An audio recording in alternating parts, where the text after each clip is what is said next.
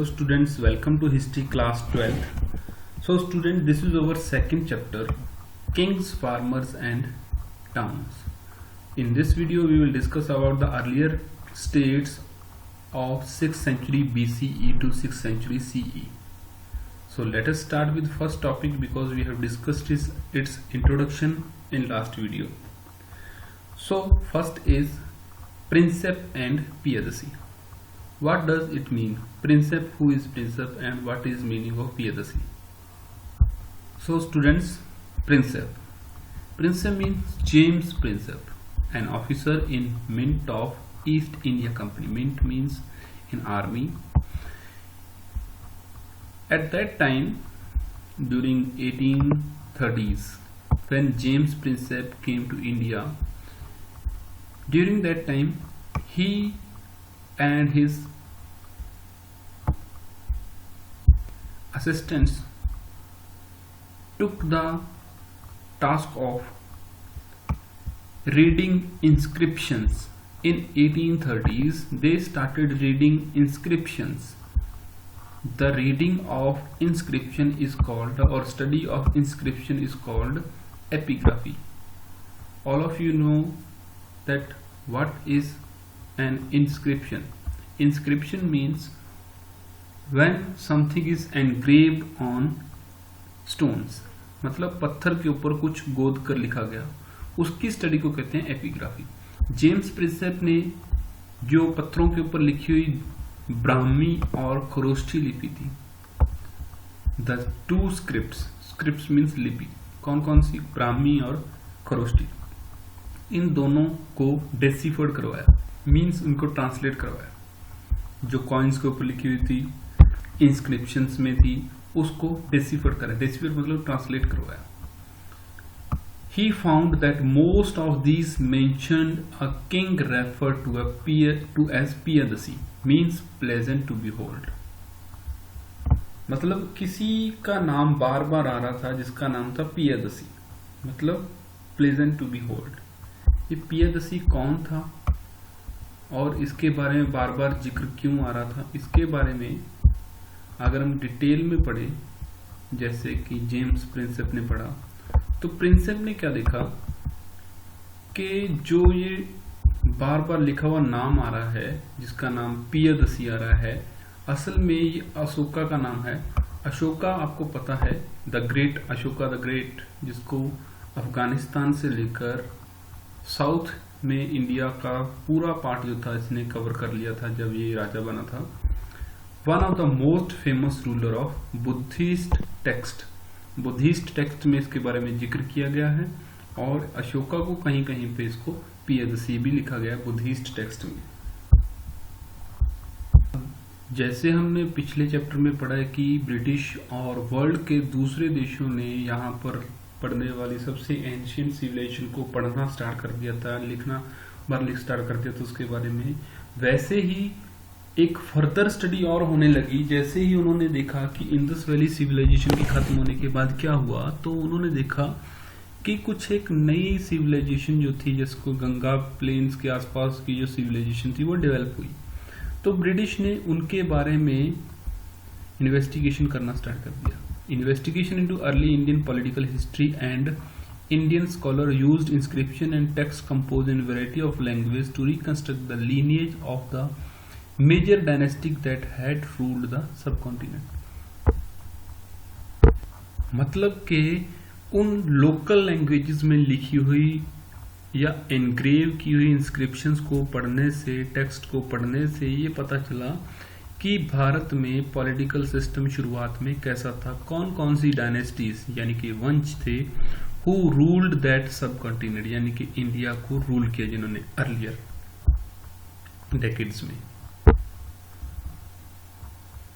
So that resulted a new discovery of the ancient rulers in India during 6th century BCE to 6th century CE. Now students we will discuss about the change of mindset of people who were investigating the earlier civilization They started discussing and investigating the political history of India and economic and social development of India in early decades or in earlier times. So what did they discover? We will discuss in next topic. मतलब अब उन्होंने पुरानी Indus valley civilisation की जितनी history उन्होंने पढ़ सकते थे वो पढ़ चुके। अब उनको ये लगने लगा कि इसके बाद की जो हिस्ट्री है वो शायद इंडिया की हिस्ट्री काफ़ी इम्पोर्टेंट है, पॉलिटिकल हिस्ट्री और उनकी सोशल जो डेवलपमेंट है, इकोनॉमिक डेवलपमेंट है, उसको कैसे हुआ वो सब कुछ उन्होंने स्टडी करने की कोशिश की। तो जब उन्होंने स्टडी किया तो क्या पाया? सबसे पहले हम सेकेंड टॉपिक में हम देखेंगे 16 महाजनपदास। सो स्टूडेंट्स, जनपद किन्हें कहा जाता था? जनपद अगर हम बात करें, जन हिंदी में जिसका मतलब होता है लोग, पद मतलब पैर, जनपद जहां पर लोगों ने पैर रखे तो उस जगह को जनपद का नाम दे दिया गया, जैसे विलेजेस होते हैं। महाजनपद जो बहुत बड़ी सेटलमेंट होती थी उसको कहते थे महाजनपद। So 6th century BC is considered as the most important turning point of Indian history.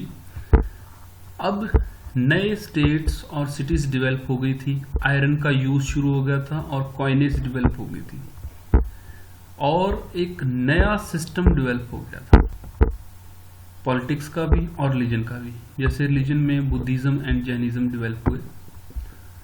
Early Buddhist and Jain जो टेक्स्ट थे, हम इसके बारे में नेक्स्ट चैप्टर्स में पढ़ेंगे, उन्होंने 16 महाजनपद के बारे में बताया। इन 16 महाजनपद के बारे में जो बताया उनमें से जो मोस्ट इंपॉर्टेंट जनपद थे वो थे वज्जी, मगधा, कौशाला, कुरु, पांचाला, गंधारा, अवंती। ये बहुत इंपॉर्टेंट थे जिनके बारे में बुद्धिस्ट और जैन जो टेक्स्ट थे उनमें बार बार इनका जिक्र हुआ है। जो महाजनपद थे, महाजनपदास वर रूल्ड बाय किंग्स। वो तो ज्यादातर जो बड़े बड़े महाजनपद थे उनका मतलब उनको तो राजा रूल करता था। उसके साथ साथ कुछ और ऐसी छोटी जगह थी जिनको कहा जाता था गणास और संघास, गणास एंड संघास, जहां पर ओलिगार्की रूल होता। ओलिगार्की का मतलब होता है ग्रुप ऑफ पीपल रूल्ड, मतलब पावर जो थी वो एक व्यक्ति के पास नहीं थी। गणास और संघास में क्या था? ओलिगार्की रूल था, जहां पर पावर जो थी अलग अलग लोगों में बांटी गई थी। Share the power among group of peoples. So उसको कहते थे गणास और संघास। जो बुद्धा थे, बुद्धा और जो महावीरा थे वो भी इसी तरह के गणास से संबंध रखते थे, गण या संघा से संबंध रखते थे। सो जो group of people who ruled that गणास और संघास उनको राजास कहा जाता था। महावीर और बुद्ध भी इसी तरह के गण और संघा से बिलोंग करते थे। The Vajji Sangha where rajas control whole all the resources belong to Vajji संघा।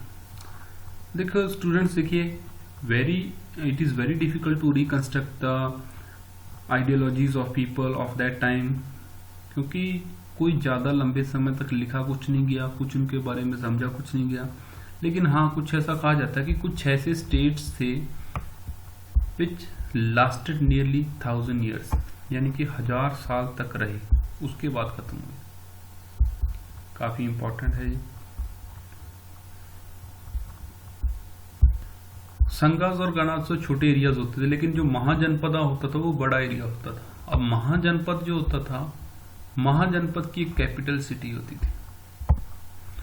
उस कैपिटल सिटी को फोर्टिफाइड किया जाता था, मतलब उसकी किलेबंदी की जाती थी, उसको प्रोटेक्ट किया जाता था, उसकी एंट्रीज पर के ऊपर पहरा लगाया जाता था और इसके लिए आर्मीज बनाई जाती थी। सो महाजनपदों में 6th century BCE से 6th century CE तक। तो students, you can see these mahajanapada, Kuru, Panchala, Kaushali, Kashi, Magadha. ये मैं आपको दूसरे इंडिया के पॉलिटिकल मैप में दिखा दूंगा कि ये जो मगधा है ये कहाँ पर स्थित है। बाकी सारी चीज़ें आप देख सकते हो, ये आसपास हमारे गंगा के आसपास ही फैले हुए हैं सारे। लेकिन हम इसको नेक्स्ट जो मैप है उसमें देखेंगे। सो हम बात कर रहे थे कि जो एक महाजनपद होता था उसकी एक कैपिटल सिटी होती थी, उस कैपिटल सिटी को प्रोटेक्ट किया जाता था आर्मी द्वारा, और वो जो आर्मी होती थी वो मेंटेन करता था राजा। अब 6th सेंचुरी BCE के बाद, ऋग्वेदा के कंपोज होने के काफी साल बाद, ब्राह्मणास आए सीन में, एक मतलब आप कह सकते हो रिलीजियस सीन में ब्राह्मणास आए। ब्राह्मणास ने क्या कर दिया, संस्कृत में कुछ टेक्स्ट लिखे जिनको धर्मसूत्रा, धर्मशास्त्रा, मनुस्मृति वगैरह कहा गया। धर्मसूत्रा सबसे पहले लिखा गया। इनमें क्या लिखा गया, नॉर्म्स फॉर रूलर्स, और कौन रूलर्स बन सकते हैं, क्षत्रियाज रूलर बन सकते हैं, इनके बारे में क्या रूल्स हैं, क्या इनकी ड्यूटीज हैं, वो सब कुछ उन्होंने धर्मसूत्रा में लिखा। सो अकॉर्डिंग टू धर्मसूत्रास क्या था, rulers were advised to collect taxes and tribute from the cultivator, traders and artisans, were resources also procured from pastoralist and forest people. क्या ये जो रिसोर्सेज थे फॉरेस्ट पीपल, ये भी किए जाते थे। देखो, जंगलों में रहने वाले जो लोग थे उनके बारे में ब्राह्मणों को नहीं पता था, लेकिन जंगलों के ऊपर राजा का अधिकार है ये कहा जाता था, क्योंकि जंगलों में कभी ये ब्राह्मण गए नहीं थे, तो जंगलों में रहने वाले लोगों को ज्यादातर या तो उनको उनकी कैटेगरी नहीं बनाते थे, उनको सिर्फ जंगली कहते थे। सो टैक्स कलेक्शन और गिफ्ट कलेक्शन के बाद जो राजा थे वो पावरफुल होते गए, और उनके स्टेट जो थे वो बहुत बड़ी आर्मी, ब्यूरोक्रेसीज के नाम से जाने जाने लगे। इस तरह से जो महाजनपद थे वो पावरफुल होते गए। इसमें जो सबसे इम्पोर्टेंट था मगधा, ये बहुत ही पावरफुल किंगडम थी उस टाइम की, तो इसके बारे में हम नेक्स्ट टॉपिक में पढ़ेंगे। So student, read it carefully.